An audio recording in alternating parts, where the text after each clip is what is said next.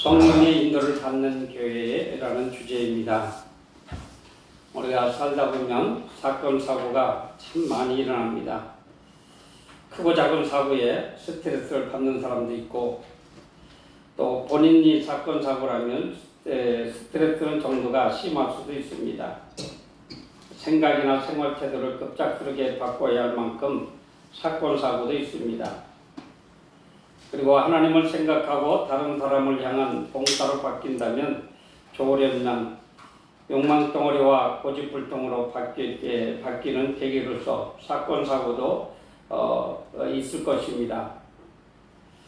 사건, 사고를 바라보는 관점을 받아들이고 해석하는 사람들의 생각에 따라 대응하고 변화하는 방향이 달라질 것입니다. 교회도 사건, 사고가 참 많이 있습니다.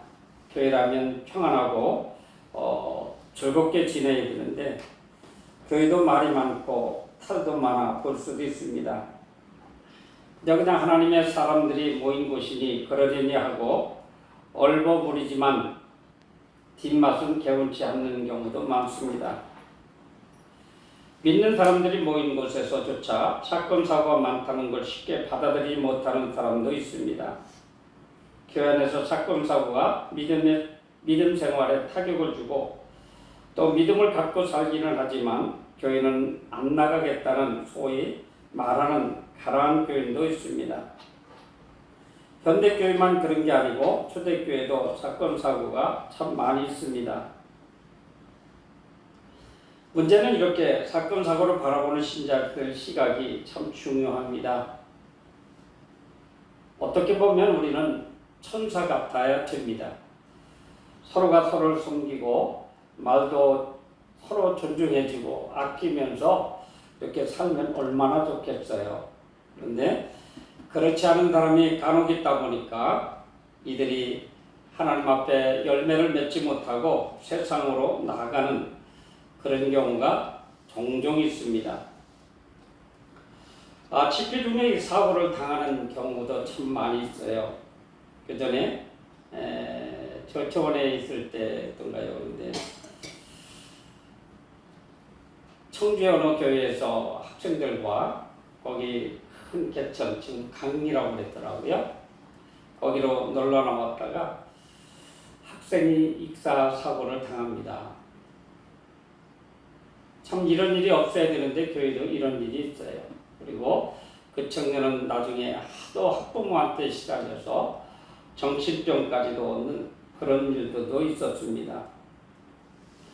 그런가 하면 교회에 보면 고린도 교회에 보면 은사 문제, 파벌 문제, 진리 문제, 먹는 것의 문제, 우상 숭배의 문제, 이방 종교의 혼합 문제, 목회자의 권위 문제 등 수많은 문제들이 있습니다. 오늘날 교회 안에도 같은 문제가 참 많이 있습니다. 지상의 교회들이 목회자와 신자들이 온전하신 예수님을 따르기보다는 자신들의 생각과 욕망을 따르기 때문에 그렇습니다. 이런 문제들은 교회에게 기도하고 갱신하는 계기가 됩니다. 사도 바울이 전제 여행 중에 집회를 하는데 그때 사고가 벌어집니다. 바울이 전도여행을 마치고 예루살렘에 들어가던 중에 드로아에서 설교를 합니다.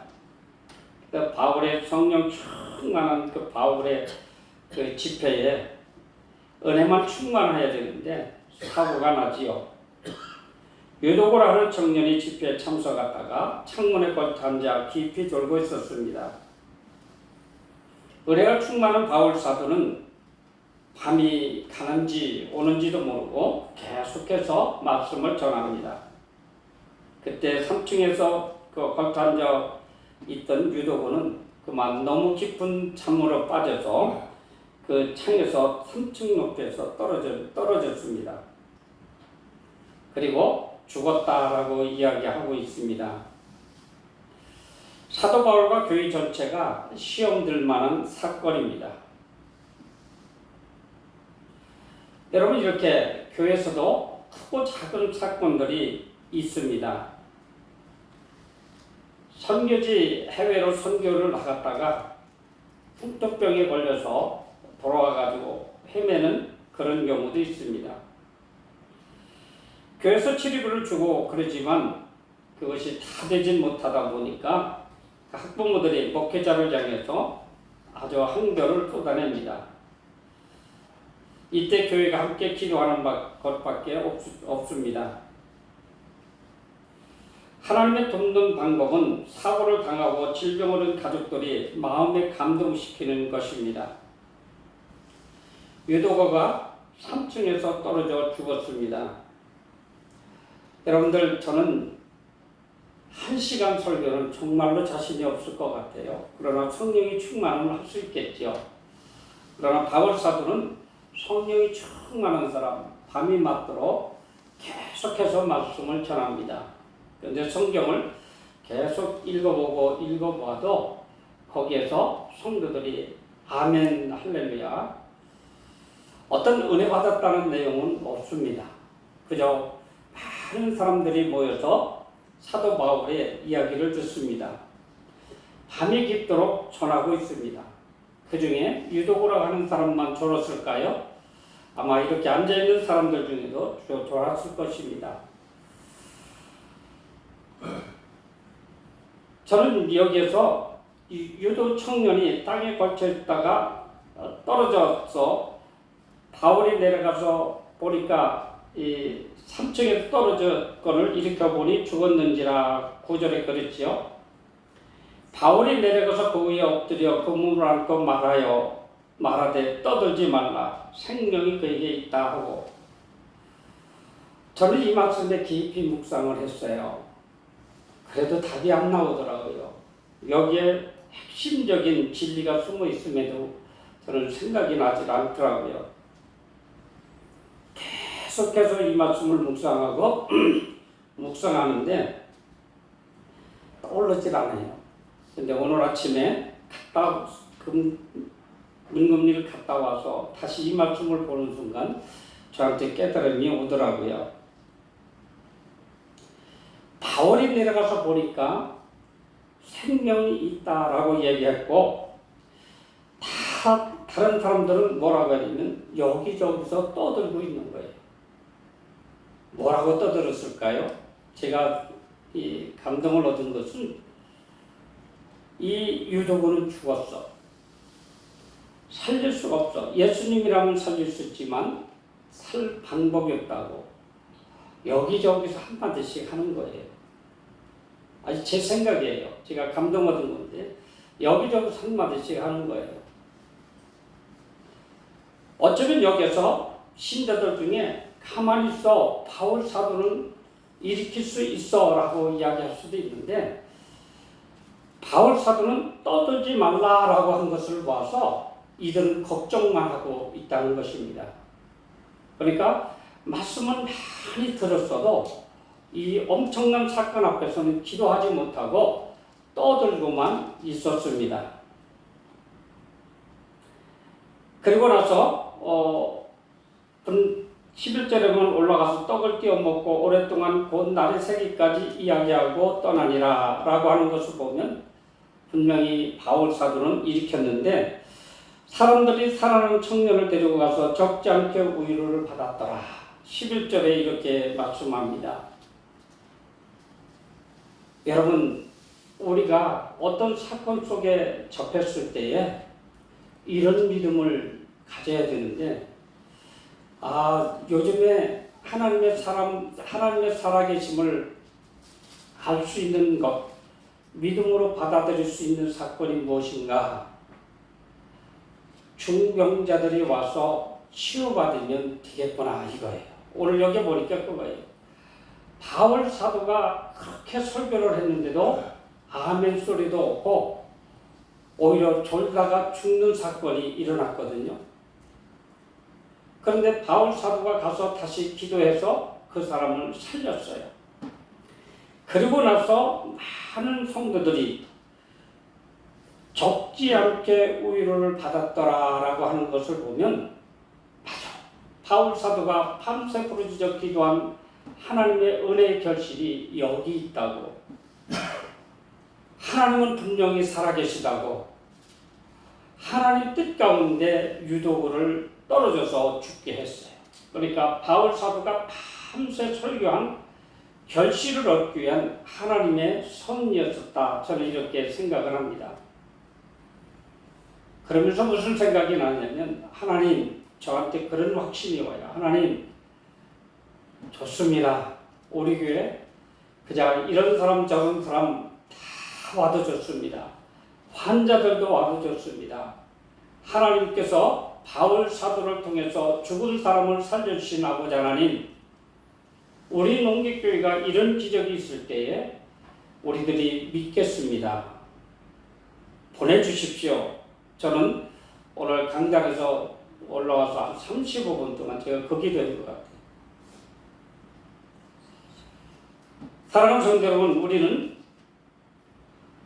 이런 사건, 사고가 있을 때 우리는 무슨 생각을 할까요? 아이고, 저런 환자는 병원에 보내야지. 제가 김호순 집사님을 봤을 때, 처음 봤을 때 그런 생각, 아이고, 저 집사님은 병원에 가서 집중 치료를 받아야 되는데, 이런 마음이 생겼었어요. 근데 하나님이 어떻게 했어요? 치유해 주셨으니 우리가 힘이 나잖아요. 여러분들이 함께 기도하고 함께 이렇게 찬양하고 위로해 주니 치료의 기적이 일어나니 우리가 힘을 얻잖아요. 본인은 아는지 모르는지 모르겠지만 우리 진실량이 그전에는 저한테 인사도 안 했어요. 이렇게 쳐다보고 인사도 안 했어요. 근데 지금은 얼마나 인사를 잘하는지. 그리고 전사님이 제일 좋대요. 그런 관계로 회복이 되었어요. 얼마나 우리가 힘을 얻습니까? 굉장히 힘을 얻죠. 사랑하는 성도 여러분, 내가 무슨 생각을 여기서 했냐면, 이거로구나. 하나님은 못 고칠 병이 없구나라는 생각을 했습니다. 여기서 바울 사도 외에 수많은 사람들이 3층까지 막 위까지 불을 켜놓고 있다고 하는 것은 많은 사람이 모였거든요. 이들은 이 유도구를 향해서 하나님 살려주세요 하고 누가 부르짖어 기도하는 것을 기록하지를 않았어요. 없어요. 그리고 바울 사도가 마지막 한 얘기, 떠들지 마라 이거예요. 떠들지 마라. 병원에 안 가도 살아난다 이거예요. 병원에 안 가도 하나님은 유도구로 살릴 수 있다. 그러니 떠들지 마 이거예요. 그리고 바울 사도는 유도구를 살려주셨어요. 지금도 이런 엄청난 사건들이 일어나고 있습니다. 여러분들 믿으시기 바랍니다. 나는 병원에 가야 낫지 교회 가면 안 나서 천만에요. 병원에서 못 고치는 병 교회에서는 고칠 수 있습니다. 하나님은 고칠 수 있다는 사실이에요. 이 말씀을 준비한 성령님께서 어떻게 그렇게 잘하시는지 오늘 기도원 사모님한테 내가 부탁도 안 했는데 그런 간증을 해주셔요. 유곡교회에서 일어난 사건인데 통정골이라고 우리 내 사촌이 사는 집 앞에 거기 사는 어른인데 인천에 자식집에 놀러 갔다가 교통사고를 당해서 다리 한쪽이 아예 구부러져서 딱 붙어있대요. 그거를 우리 황건사님이라는 분이 가서 데리고 차 한 번 타고 아주 끌고 오다시피 왔대요. 이 구부러진 환자, 더욱이 교통사고로 구부러진 환자, 오랫동안 병원에서 치료하고 더 이상 치료가 안 돼서 나왔던 환자, 어디 가야 나을까요? 그래도 병원 가서 의사한테 가야 나서요. 우리 일반적인 상식이에요. 그런 환자를 권사님이 끌고 해서 교회 예배당에 데리고 왔대요. 예배를 다 마치고 목사님은 재직기가 있어서 재직기를 인도하고 사모님은 그 환자를 사택으로 데려가서 방 안에 앉혀놓고 콩나물을 빼고 막 이렇게 해서 밥을 지어서 그분을 대접하기 위해서 밥을 짓는데 제작기가 은혜롭게 끝나서 이렇게 목사님이 방문을 딱 여는 순간 그 환자하고 목사님하고 마주치는 순간 어떤 비명이 들리냐면 사모님 그런 얘기를 해요. 시골에서는 그걸 많이 봤어요. 돼지를 잡으려면 딱 팔다리 묶어놓고 도끼로 머리를 때려요. 그때 그 비명 소리는 온 동네가 다 들려요. 그 숨이 끊어지는 그 비명 소리는 온 동네가 다 들리는데 이 환자가 그 비명을 지르더래요. 목사님이 사모님 보고 빨리 불 집어넣고 들어보라고. 그래서 대충 써놓고 들어보니 귀신이 나가는 거예요. 그래서 목사님은 머리에 손을 얹고 사모님은 가슴에 손을 얹고 귀신을 향해서 기도했습니다. 귀신이 나갔을까요? 나갔어요. 다리가 펴졌을까요? 다리가 펴져서 그대로 걸어갔어요. 여러분, 이 환자를 놓고 우리가 생각할 때 100이면 100, 만이면 만, 친정이나 병원한테 가야 낫지, 그것도 확률상 1%도 안 줄 거야 라고 했지만 하나님은 그를 고쳐주셨어요. 여기 본문에 나온 유도고라고 하는 청년이 바울 사도가 그렇게 밤이 맞도록 말씀을 전했는데 많은 사람들이 확신이 안 온 거예요. 제 생각이에요. 많은 사람이 확신이 안 오니까 이 사람을 깊이 졸게하고 떨어져서 죽게 하고 하나님의 영광이 나타나는 놀라운 역사가 일어났습니다. 또 한 가지 무슨 생각이 있냐면 우리는 여기에서 저는 확신이 왔어요. 죽은 사람도 산층에서 떨어졌으니 머리를 다쳤어도 크게 다쳤을 거 아니에요. 어떻게 살아나요? 살아날 수가 없고 재빨리 내려간 성도들은 다 죽었다고 여기저기서 웅성거리는 그에게 바울 사도는 가만히 엎드려 그 시체를 안고 보니 그 속에 생명이 있는 것을, 즉 살아있는 것을 느낀 거예요. 그리고 기도하셔서 살려주셨다는 것입니다. 도저히 불가능한 사건도 이런 기적이 일어났어요. 사랑하는 성도 여러분, 우리 농기교회 하나님이 함께 하십니다. 엊그제 우리 시찰에 가서 이렇게 어느 목사님과 이렇게 대화를 나누는데 저는 우리 농기교회 자랑거리가 너무 많아서 자랑해요. 그래서 성경학교 또 자랑을 했더니 무슨 말씀을 하시는지 아세요? 하나님이 함께 하십니다. 농기교회는 하나님이 함께 하십니다 그러더라고요. 그래서 제가 아멘 했지요. 여러분, 우리 농기교회는 하나님이 함께 하십니다. 그렇기 때문에 여러분들의 어떤 문제, 의학적으로 불가능하다 할지라도 우리 하나님은 고쳐주실 수 있어요. 여러분, 저는 그런 생각을 해봤어요. 유도고와 같은 그런 환자들도 다 왔으면 좋겠다 싶어요. 막 여기저기서 다른 교회에서는 안 받아줘도 우리 교회로 왔으면 좋겠다. 우리 교회는 왜요? 하나님이 살아계시니까 하나님이 고쳐주실 것 같아요. 그런 믿음이 막 드는 거예요. 그래서 저 혼자 그냥 막 눈물도 흘려보고 너무 기쁨이 충만해가지고 막 그랬어요. 하나님 보내주십시오. 그리고 하나님 역사해 주십시오. 별별 환자들이 다 고침받는 그런 기적의 역사가 있어야 될 줄로 믿습니다. 요즘 많은 사람들이, 많은 교회 목회자들이, 많은 교회 성도들이 그런 환자들은 병원에 보냅니다. 가차없이 병원에 보내요. 우리는 그런 환자들을 위해서 기도하십시다. 그리고 나의 문제를 놓고 기도하십시다. 유고도의 기도가 나의 응답이 되도록 여러분 기도하시면 분명히 이런 기적이 일어날 줄로 믿습니다. 여러분, 우리 주님 앞에 나왔잖아요. 주님, 나의 병을 고쳐주십시오. 나의 문제를 고쳐주십시오. 우리의 자녀를 좀 잡아주세요. 우리 자녀 직장 좀 만져주세요. 할 수 있잖아요. 왜요? 살아계신 하나님이 우리 농기교회와 함께 하시기 때문에 우리는 간구할 뿐입니다. 그러면 하나님은 놀라운 역사로 이루어질 줄로 믿습니다. 우리 어른이 성경학교를 가만히 보아도 나는 눈물이 나올 정도로 감사해요. 너무 감사해요. 어떻게 우리 능기교회가 이렇게 많은 재정을 들여서 겁도 없이 돈도 없는 교회가 어떻게 이렇게 했나? 하나님은 우리에게 위로를 해주시기 위해서 그런 돈을 또 채워주셨어요. 이것이 기적입니다. 어쩌면 이것도 병 낫는 것 못지않게 기적입니다. 그보다도 우리끼리 서로 은혜롭게 잘 이 잔치를 치렀다는 것 자체도 하나님의 큰 은혜입니다.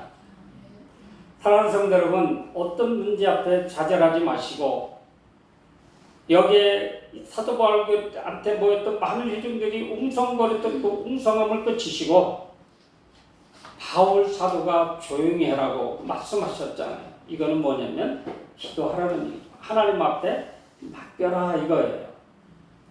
그러므로 인해서 바울 사도는 한 생명을 살리는 놀라운 기적과 함께 거기에 많은 수많은 사람들이 믿음이 없는 이들에게 하나님의 살아계심을 똑똑하게 보여줬잖아요. 우리 농기교회도 하나님의 살아계심을 지금 똑똑히 보여주고 있습니다. 이것을 믿음으로 여러분들 늘 간직하시고 기도하시면 이보다 더 큰 역사가 일어나리라 믿습니다. 기도하겠습니다. 하나님 아버지 참으로 고맙습니다. 바울 사도의 집회에서만 기적이 일어나는 것이 아니라 오늘날 우리 농기교회도 하나님의 살아계심을 그런 기적이 일어나고 있습니다. 하나님 원하건대 아직도 병에서 노임받지 못한 식구들이 있습니다. 한 분 한 분을 안수해 주셔서 병이 치료되는 놀라운 기적이 일어나게 하시고 하나님의 살아계심을 이 지역과 함께 이 나라에 널리 퍼져나가는 놀라운 축복도 허락해 주시옵소서. 오늘도 한 분 한 분을 안수해 주셔서 치료의 역사가 일어날 줄로 믿습니다. 주여 축복해 주시옵소서. 예수님 이름으로 기도하옵나이다. 아멘.